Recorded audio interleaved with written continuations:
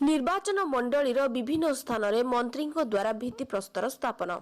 पालहड़ा खमार स्थित कॉलेज ठारे ओडिशा गृह नगर उन्नयन मंत्री प्रताप जेना कर कमल तथा पालहड़ा विधायक मुकेश कुमार पाड़ नेतृत्व में कॉलेज नूतन गृह निर्माण निमंते पालहड़ा और खमार कॉलेज रे 5,71,00,000 टंका व्यय अटकल भित्तिप्रस्तर स्थापन करा जायछि।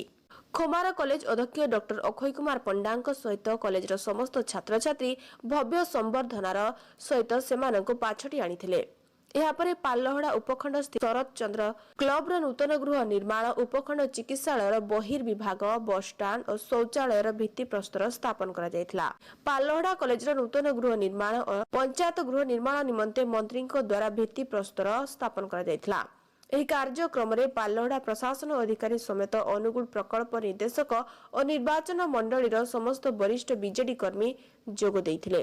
ଆଜି ପାଲହଡ଼ା ନିର୍ବାଚନ ମଣ୍ଡଳୀ କୁ ଆସିକି ବହୁତ ଖୁସି ଲାଗିଲା।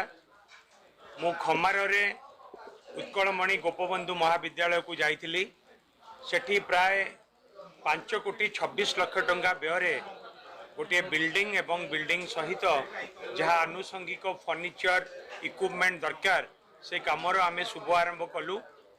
ता सहित पालहड़े आम मेडिकल ले गोटे हॉस्पिटल बिल्डिंग आमर मार्केट कॉम्प्लेक्स शरदचंद्र क्लब ये सबू कमर शुभ आरंभ है। यहपरी भाव में प्राय आम आज 10 कोटी टंकार प्रकल्पर काम शुभ आरंभ आम पालहड़ा निर्वाचन मंडली आरंभ करूँ।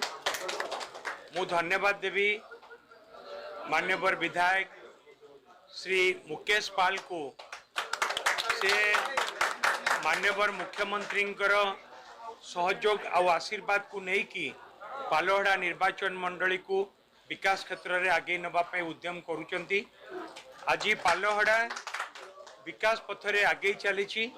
मु चाहिए पालहड़ार निर्वाचन मंडलीर समस्त जनसाधारण पालहड़ा निर्वाचन मंडलीर जो विकास धारा से विकास धारा को अधिक त्वरान्वित करने आमर प्रिय नेता माननीय मुख्यमंत्री श्रीजुक्त नवीन पट्टनायक नेतृत्व में ता सहित समस्ते सामिल हुंतु एवं पालहड़ा निर्वाचन मंडली आहरी अधिक विकास करू। पालहड़ार गणेश्वर हास्ता रिपोर्ट परिदर्शक मीडिया।